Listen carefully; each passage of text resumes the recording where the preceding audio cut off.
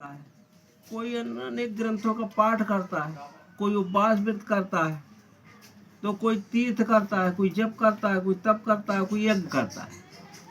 क्यों करते हैं? इसलिए कि हमें सुख शांति मिले। और सुख शांति तो सब चाहते हैं, तो परंतु ये सब करते रहते हैं जिंदगी सुख शांति की खोज में। तो जिंदगी चली जाती है, परंतु तो भी सुख शांति ऐसा लगता है कभी हमें मिली नहीं। सब कुछ करते करते भी ऐसा आता है कि ये हमें सुख शांति नहीं मिल रही है। ये हाल राजा स्वयंभू मनु जो अयोध्यापुरी के राजा थे, उनका भी यही लिखा है रामचरितमानस में। उसमें लिखा है कि स्वयंभू मनु अरु शत्रुपा जिनते भई नर सृष्टि अनूपा, तेई मनु राज कीन बहु काला प्रभु आयु बहु विधि विधि पाला। उन मनु ने बहुत समय तक अयोध्यापुरी का राज किया, और ग्रंथों में जैसा लिखा है, प्रभु आज्ञा माने ग्रंथों में लिखे हुए के अनुसार प्रजा को सुख रहे, इस तरह से राजकाज भी प्रजा के सुख को देखते हुए चलाया। पर होई न विषय विराग भवन बसत भा चौथपन, हृदय बहुत दुख लाग जन्म गए हरि भगत बिन। चौथापन आ गया और विषय शक्ति छूटती नहीं है राजा मनु की। चौथापन माने वृद्धावस्था आ गई। हृदय बहुत दुख लाग के जन्म गए हरि भगति बिन। हृदय में बड़ा दुख हुआ कि बिना परमात्मा की भक्ति मेरा जीवन जा रहा है। तो महाराज मनु का विचार बुढ़ापे में आ रहा है कि मेरी जिंदगी जा रही है और भक्ति नहीं हो रही मुझसे परमात्मा। तो वो राजा जब थे तो क्या पूजा पाठ नहीं किया, यज्ञ नहीं किए होंगे, तीर्थ नहीं किए होंगे, जब तब नहीं किया होगा। अरे राजा है तो सब कुछ किया उन्होंने, फिर भी बुढ़ापे में ये बात आ रही है कि मेरी जिंदगी जा रही बिना भक्ति की। सर्वांग योग में भी यही बात है पहले अध्याय में। मैंने श्रुति स्मृति शास्त्र पुराण आदि कहाँ पढ़े। मैंने श्रुति स्मृति शास्त्र पुराण आदि से मतलब और भी धर्म ग्रंथ पढ़े, यथा विधान कर्मों को उनके करके लिखा। जिस विधि से जो कर्म करने को ग्रंथों में लिखा है वैसा मैंने करके भी देख लिया, तो भी चंचलता मेरे मन की मिटती नहीं। तो भी मेरे मन की चंचलता नहीं मिट रही है, और समाधान नहीं स्थायी वो कैसे मुझको मिले। स्थायी समाधान नहीं आ रहा है, वो मुझको कैसे मिले। तो ये हाल होता है। पूजा पाठ तीर्थ जब तब व्रत आदि करते करते भी ऐसा लगता है कि इसी में लगा हूँ, तो भी मुझे जो सुख शांति चाहिए वो प्राप्त नहीं हो रही है। तो वो क्यों प्राप्त नहीं होती है, उसका कारण भगवान कृष्ण जी ने गीता में बताया। क्या कहा उन्होंने? ये कहा कि कर्षयंता शरीरस्थम भूत ग्रामम अचेतसा माम चाइवांता शरीरस्थम तान विद्यासु निश्चयान।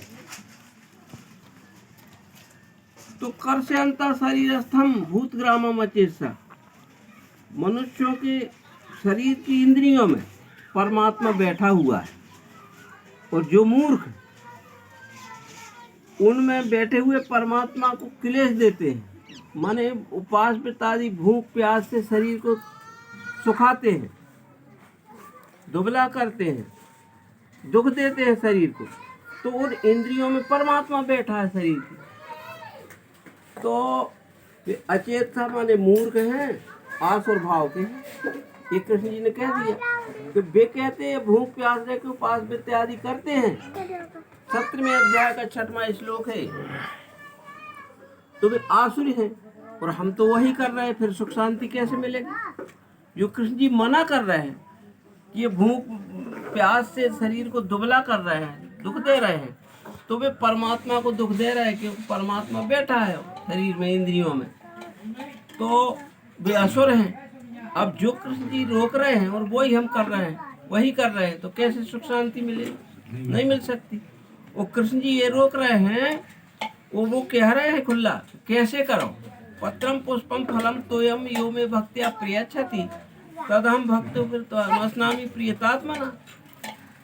पत्रम पुष्पम फलम तोयम, पत्र फूल फल और जल मुझको जो भक्त प्रेम से अर्पण करते हैं, मैं उनका वो पत्र फूल जल खाता हूँ, असनामी प्रियतात्मना, उन प्रिय भक्तों का मैं वो अन्न फल आदि खाता हूँ, फल आदि, फल जल आदि खाता पीता हूँ।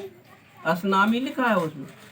पर हम क्या करते हैं कि जहाँ ना वो खाता है ना पीता है, वहाँ पिलाते और खिलाते। तो कृष्ण जी जो रोक रहे हैं और वही हम कर रहे हैं, तो सुख शांति कैसे मिलेगी? कृष्ण जी कह रहे हैं कि पत्र हम देखते बकरियाँ खाती हैं, और पत्ते ये हमारे गाय भैंस बैल भी खाते हैं, हाथी भी खाता है।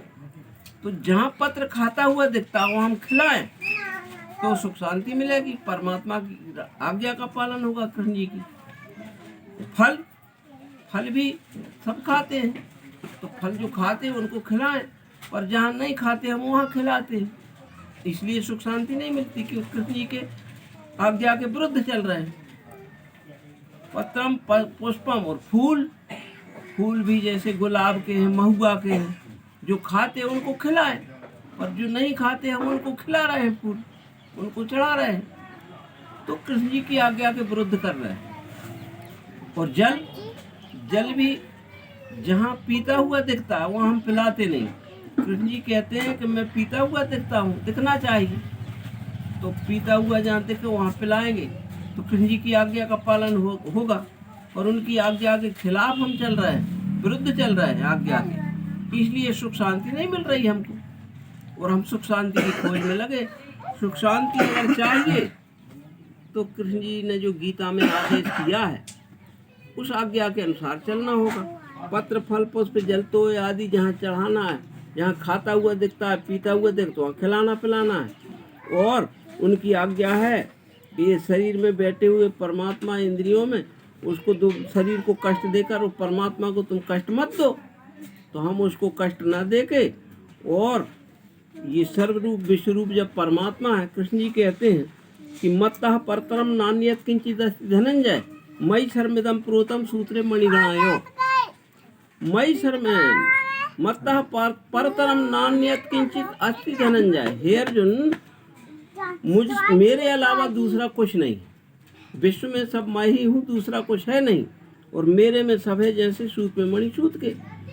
जैसे गुड़िया सूत के बने हो और सूत में ही गूंथ दिए हो मणि का, तो वो गुड़िया भी सूत के और धागा भी सूत, दोनों सूत, और मिलके वो माला भी सूत। इस तरह से वो निराकार और साकार दोनों मिलके विश्वरूप परमात्मा है। साकार है भी गुड़िया, ये जो सब भिन्न स्वरूप दिख रहा है ये सब गुड़िया है, ये साकार है, पर इसमें अक्षर भाव से वो परमात्मा अक्षर भाव से व्याप्त है, वो उसमें के अंदर का धागा है, और सब मिलके माला ही है, माने विश्वरूप परमात्मा है। ऐसा देख के चलना है।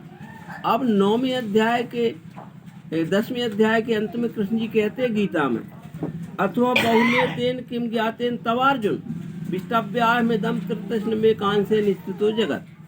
अथवा इन बातों से अर्जुन लाभ क्या तुझे, इतना ध्यान में लेना मैं ही हूँ सब विश्व। हे अर्जुन, ज्यादा बातों से क्या जरूरत है और क्या लाभ है तुझे, इतना ध्यान में रखना कि परमात्मा सर्वरूप है, विश्व ही परमात्मा है, इतना ध्यान में रखना। जब विश्व ही परमात्मा है तो वो विश्वरूप विश्व है क्या? चिटिया से हस्ती तलक जितने लोग गुरुदेव, चीटी से हाथी तक छोटे से लेकर जितने भी शरीरधारी हैं, ये सब परमात्मा स्वरूप है। इसलिए सबको सुख दे वो सदा परम भक्ति है। ये इन सबको सुख देना ही परम भक्ति माने परमात्मा की भक्ति है। अब हम परमात्मा सर्वरूप में न देख के और जहाँ जिस तरह सेवा करना चाहिए उस तरह ना करके शास्त्र आज्ञा के विरुद्ध करना चाहते हैं सेवा, तो सुख शांति नहीं मिलती। जैसी आज्ञा है कृष्ण जी की उस हिसाब से हम परमात्मा की सेवा भक्ति करेंगे तो सुख शांति अवश्य मिल जाती है। ये बात ध्यान में रख के चलना है, नहीं तो वो भागवत में लिखा है, आत्मयुतम विश्वम सृजते सृजति प्रभु त्रायते त्राति विश्वात्मा ह्रियते हर्तीश्वरा। श्रीमद् भागवत के 11वें स्कंध में 28वें अध्याय में ये श्लोक है। आत्मा एव इदम विश्वम, यह जो विश्व दिख रहा है इसका नाम आत्मा है। सृजित सृजति प्रभु, यह सृष्टि सृजन करता है, मैं रचना करता है। प्रभु, यह प्रभु विश्वरूप प्रभु ही रचना करता और स्वयं रचित होता है। रचना भी करता, स्वयं करता और स्वयं की ही रचना करता है, मैं रचित भी स्वयं होता है। त्रायते त्राति विश्वात्मा, ये विश्वात्मा मन विश्वरूप ही त्रायते मैं रक्षा करता हूँ, त्राति मैं रक्षित होता है। ह्रियते हरतीश्वरा माने हरण करता और हरित होता है विश्वरूप, लय भी करता और स्वयं माने स्वयं में स्वयं विश्वरूप की लीला सब चल रही है। ये विश्वरूप की लीला जब हम जान लेंगे कि सर्वरूप विश्व है, इसी की लीला उत्पत्ति स्थिति लय सब चल रही है विश्वरूप की, तो फिर विश्वरूप का ध्यान रख के हमारा व्यवहार विश्वरूप के को कष्ट पहुंचाने का कभी होगा नहीं, विश्वरूप को पीड़ा पहुंचाने का व्यवहार कभी नहीं होगा। अंत में ये सिद्धांत की बात जो है, अष्टादश पुराणेषु व्यासस्य वचनम स्वयं परोपकारः पुण्याय पापाय परपीडनम्। 18 पुराणों में व्यास जी ने 2 बातें लिखी कि परोपकारः पुण्याय, परोपकार पुण्य है और पापाय परपीडनम्, और दूसरों को दुख देना पाप है। तो भगवान रामचंद्र जी भी उत्तरकांड में यही कहते हैं, परहित धर्म नहीं भाई और पर पीड़ा सर नहीं अजमाई। परोपकार के समान कोई धर्म नहीं है और दूसरों को सताने के समान कोई अधर्म नहीं है। तो दूसरों को दुख देना अधर्म है और दूसरों को सुख देना ये धर्म है। निर्णय सकल पुराण वेद कर कहूँ ताज जाने को वेद न, सब वेद पुराणों का निर्णय है।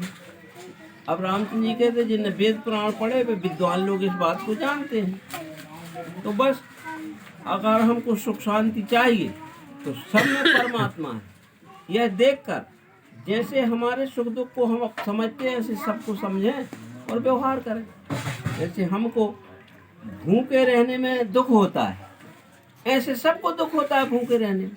इस बात को ध्यान में रखें, क्योंकि सब में परमात्मा एक सा है, एक ही परमात्मा सब में, तो सबको समान होता है सुख दुख। ऐसा ध्यान रख के हमारे अपने शरीर में जैसा सुख दुख समझते हैं, इस शरीर केवल मेरा 3.5 हाथ का, इतना ध्यान, इतना ये भाव छूट कर ये भाव हो जाए कि अरे ये तो अनादि अनंत विश्वरूप सब परमात्मा है, इतना शरीर इतना ही नहीं है तो विश्वरूप का इतना बड़ा शरीर, मैं विश्वरूप से अलग नहीं हूँ, ये सब विश्वरूप मेरा ही स्वरूप है। ऐसा देख के जैसे अपने ही हम अपने को समर्पित भाव से सेवा में लगे रहते हैं, ऐसे विश्वरूप को समर्पित भाव से सेवा में लगेंगे, सुख शांति मिल जाएगी और शास्त्र आज्ञा का पालन होगा, किसी की आज्ञा का पालन होगा, यह तो सेवा होगी। हम कल्पना से अपने मन माने ढंग से सेवा करते हैं परमात्मा, तो वो तो सीधी सी बात है। भजत्यो भधातु सेवायाम प्रकीर्ता, भज भजती, ये संस्कृत का धातु माने क्रिया शब्द है, हिंदी अर्थ है उसका सेवा। तो विश्वरूप की सेवा होना चाहिए और सेवा भी यथोचित होना चाहिए। भूखे को भोजन देना, तो प्यासे को पानी पिलाना, और बीमार को औषधि कराना, और बीमार को फल देना, औषधि कराना।